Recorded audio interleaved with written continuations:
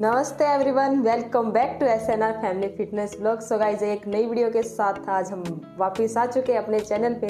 सो ये वीडियो कुछ अलग होने वाली है बाकी वीडियोस में आप लोग देखते होंगे, कहीं पे हमने आउटिंग की है वो चीज़ें देखते होंगे, लेकिन आज कुछ इन्फॉर्मेशन देने जा रही हूँ मैं, आप लोगों को कुछ एडुकेट करने जा रही हूँ।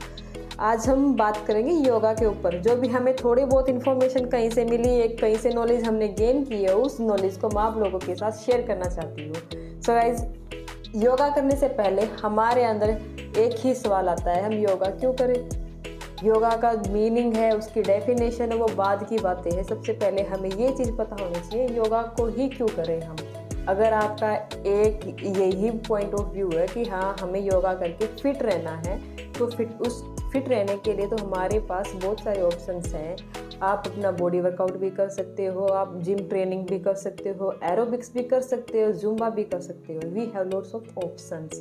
लेकिन अभी हम योगा ही क्यों करें, योगा एक्चुअल में है क्या, उसको हम बाद में जानेंगे। पहले हम योगा क्यों करें उसको जानते हैं। योगा को क्यों करें, इसको हम डिस्क्राइब करने के लिए मैं आपको 3 पॉइंट्स बताऊंगी।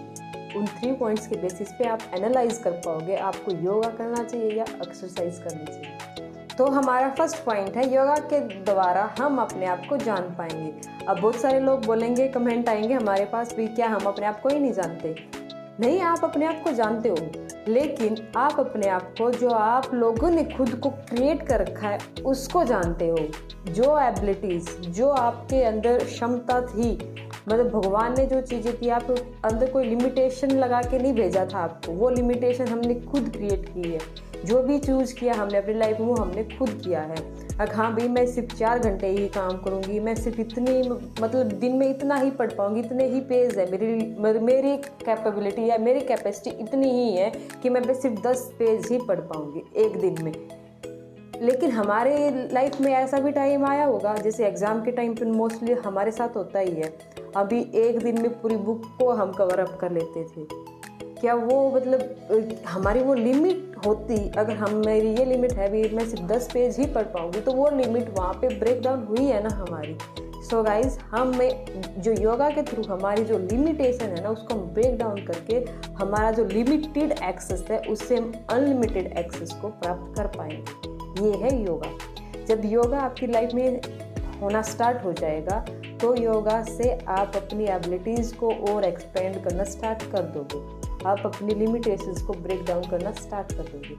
ठीक है। The second point is, yoga के थ्रू आप अपना जो माइंड है, बॉडी है और जो सोल है, इन तीनों को सेम डायरेक्शन में डायरेक्ट कर पाओगे। लेकिन आज के टाइम पे हम सोल तक तो पहुंच ही नहीं पा रहे हैं। हमारा जो माइंड और बॉडी के अंदर ही कॉन्ट्राडिक्शन चलता रहता है, इन्हीं के अंदर हमारा वॉर छड़ा रहता है। हम इस चीज़ को ही नहीं कवर अप कर पा रहे हैं। योगा हम पढ़ के कुछ भी नहीं कर पाएंगे। अभी ये बुक पढ़ ली, वो बुक पढ़ ली, एक एक्सपीरियंस के साथ हम चीज़ों को पता लगा पाएंगे। जैसे आपको एक्सपीरियंस होता जाएगा, वैसे ही आपको पता लग जाएगा अभी एक्चुअल में योगा है, योगा के थ्रू हम क्या चेंजेस कर पा रहे हैं। अभी माइंड और बॉडी के ऊपर बात करें, हमारी माइंड और बॉडी एक डायरेक्शन में कैसे काम नहीं कर रहे हैं। अभी हम खाने से रिलेटेड लेते हैं आज की, क्योंकि आज का जो हमारा जो दौर है, वो खाने के ऊपर ही मोस्टली ज़्यादा प्रॉब्लम आती है। कोई भी फास्ट फूड है, आपके सामने समोसा रखा हुआ है, आपको पता है, बॉडी को पता है, अगर मैंने वो समोसा खाया तो मेरी मतलब कुछ ना कुछ प्रॉब्लम क्रिएट होगी, मेरे को पेट में दर्द होगा या गैस्ट्रिक प्रॉब्लम होगी या कुछ भी होगा। लेकिन माइंड क्या होगा, यार कोई बात नहीं, एक से कुछ नहीं होगा।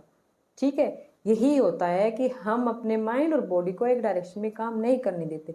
बॉडी ने बोला कि नहीं ये चीज़ मैं एक्सेप्ट नहीं करूँगी, लेकिन माइंड ने बोला कोई नहीं, एक से कुछ नहीं होता। जहाँ पे अगर आपका माइंड और बॉडी एक डायरेक्शन में काम करना स्टार्ट कर देंगे, तो आपकी लाइफ में अच्छी चीज़ें होनी स्टार्ट हो जाएगी। आपकी लाइफ में आपको कभी भी एक अच्छी सक्सेस तो आपको मिली ही होगी, कभी एग्जाम में भी मिली होगी, या फिर आपको कोई जॉब मिली होगी, कुछ भी लगाओ आपकी लाइफ में, आपको जब भी सक्सेस मिली होगी, तो एक बार उस सिचुएशन को एनालाइज करके देखना, क्या उस टाइम पे आपने अपने माइंड और बॉडी को एक डायरेक्शन में लेके गए थे। जैसे भी मेरे को तो पता है, भी मेरे को जब मैंने अपनी अच्छे से तैयारी की थी, मैंने एक एग्ज़ाम क्रैक किया था, तो उस टाइम पे यही था, भी इस टाइम पे उठना है तो इस टाइम पे उठना ही है, इस टाइम पे पढ़ना तो इस टाइम पे पढ़ना है। बॉडी और माइंड एक डायरेक्शन में हमारा काम कर रहा था। ठीक है, तब जाके वो सक्सेस हमें मिली थी। लेकिन अभी योगा के थ्रू हम अपने माइंड और बॉडी को एक डायरेक्शन में वर्क कराएंगे, अपनी लाइफ को थोड़ा स्टेबल लेके आएंगे। फिर उसके बाद आएगी हमारी सोल। माइंड और बॉडी जैसे ही हमारा एक डायरेक्शन में काम करना स्टार्ट कर जाएगी तो हमारी जो सोल है वो पीछे पीछे मतलब इनडायरेक्टली वो हमारी चीज़ें एक लाइनअप होना स्टार्ट हो जाएगी एक लाइन में, ठीक है। The third point is holistic health. Holistic health का अब आपको मीनिंग समझा देते हैं। होलिस्टिक हेल्थ हमारी हेल्थ के जितने भी डायमेंशंस हैं, जैसे मोटे मोटे हम जो 6 डायमेंशंस है ना उसके ऊपर बात करेंगे। योगा के थ्रू हम अपने 6 डायमेंशंस के ऊपर काम करते हैं।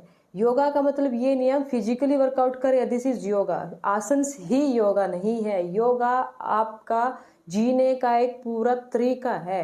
The way of living life is yoga. आप कैसे बोल रहे हो, कैसे खा रहे हो, कैसे उठ रहे हो, कैसे बैठ रहे हो, क्या खाना है, कैसे खाना है, कैसे सोना है, ये सारी चीज़ें योगा आपको सिखाता है। जब जब आपकी लाइफ में योगा स्टार्ट होगा तो आपकी लाइफ 360 डिग्री पे ऐसे चेंज हो जाएगी कि ऐसी पॉजिटिव चीज़ें आपके साथ, आपका माइंड सेट बिल्कुल ऐसे, मेंटल हेल्थ भी ऐसी पॉजिटिव होगी, आपका जो इमोशनल बैलेंस भी होगा, आपकी हर एक चीज़ बैलेंस्ड वे में काम करेगी। तो हमारा फर्स्ट डायमेंशन रहेगा फिजिकल डायमेंशन। आसन्स के थ्रू आप के फिजिकली फिट रहोगे। फिजिकली फिट मतलब ये नहीं बाहर से पतले दिख रहे हो तो you are physically fit, no. Yoga आपके इंटरनल ऑर्गन्स पे काम करता है, आपकी जो इंटरनल टॉक्सिन्स है उसको रिमूव करता है और आपकी बॉडी को एक्चुअल में हेल्दी और फिट बनाता है। Second point is mental health. Yoga के थ्रू आप अपनी मेंटल पीस को, मेंटल हेल्थ को इम्प्रूव करते हो मेडिटेशन के थ्रू, या फिर we have lots of techniques in yoga, ठीक है। The third point is emotional balance. अब इमोशनल बैलेंस आप आपकी लाइफ में जैसे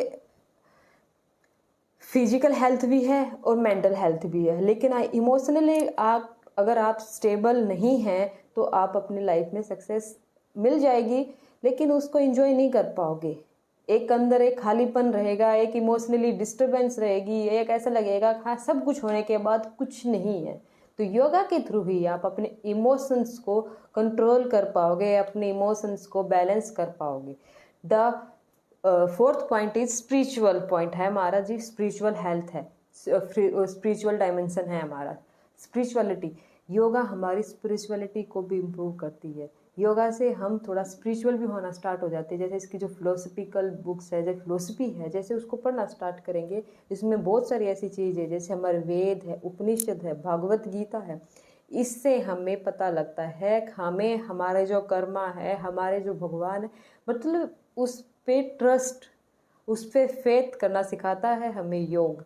एक स्पिरिचुअलिटी जैसे हमारी लाइफ में आ जाएगी, जैसे ये 4 डायमेंशन हमारी लाइफ में आए, जो हमारे जो लास्ट वाले जो 2 पॉइंट है इकोनॉमिकल हेल्थ और जो सोशल हेल्थ, वो हमारी ऑटोमेटिकली इम्प्रूव हो जाएगी, क्योंकि ये 4 डायमेंशन अगर स्ट्रॉन्ग हो गए तो ये 2 डायमेंशन तो खुद स्ट्रॉन्ग हो जाएंगे।